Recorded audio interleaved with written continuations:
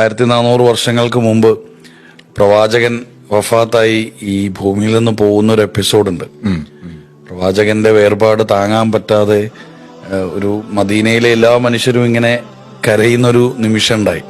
മുറലിഹുൻഹു വാളെടുത്തിട്ട് പറയും, ആരാ പറഞ്ഞു പ്രവാചകൻ മരണപ്പെട്ടു എന്ന് ചോദിച്ചിട്ട് പറഞ്ഞവരെ ഞാൻ കൊല്ലുമെന്ന് പറഞ്ഞ് വാളെടുത്ത് ഉയർത്തിയൊരു സമയത്ത് അബൂബക്കർ സിദ്ദീഖ് എന്ന് പറഞ്ഞ ഒരു നേതാവ് അവിടെ ജനിക്കുന്നത് ഉമർ റളിയല്ലാഹുവിനെ വന്നിട്ട് തടയണം.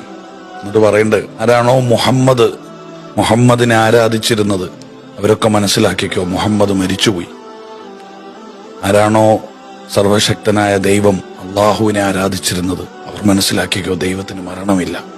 മുഹമ്മദിന് മുന്നേ പ്രവാചകന്മാർ വന്നിരുന്നു, അവരൊക്കെ മരണപ്പെട്ടു, അവരെല്ലാം ദൈവത്തിന്റെ അടുത്ത് തിരിച്ചുപോയി. ഒരുപക്ഷെ പ്രവാചകനായ മുഹമ്മദ് നബിയുടെ വഫാത്ത് എല്ലാരെയും ദുഃഖത്തിൽ ആഴ്ത്തി ഇതിൽ മതിമറന്നങ്ങ് പോയനെ. ഇസ്ലാം എന്ന ഒരു ആശയം തന്നെ അവിടെ ഇല്ലാതായി പോകുമായിരുന്ന ഒരു സാഹചര്യത്തിൽ ഒരു നേതാവ് എഴുന്നേറ്റ് പറയാണ്. ആ ഒരൊറ്റ സ്റ്റേറ്റ്മെന്റ് കൊണ്ട് ആ ഒരു കംപ്ലീറ്റ് ജനങ്ങളെയും അദ്ദേഹം സ്വാധീനിച്ചു. ആ ഒരു സ്റ്റേറ്റ്മെന്റോടുകൂടി അദ്ദേഹം പിന്നീട് നേതാവായി മാറുകയാണ്. ലീഡർഷിപ്പിന്റെ ഒരു വലിയ പാഠമാണ് ഈ കഥയിൽ നിന്ന് നമുക്ക് പഠിക്കാൻ പറ്റുക.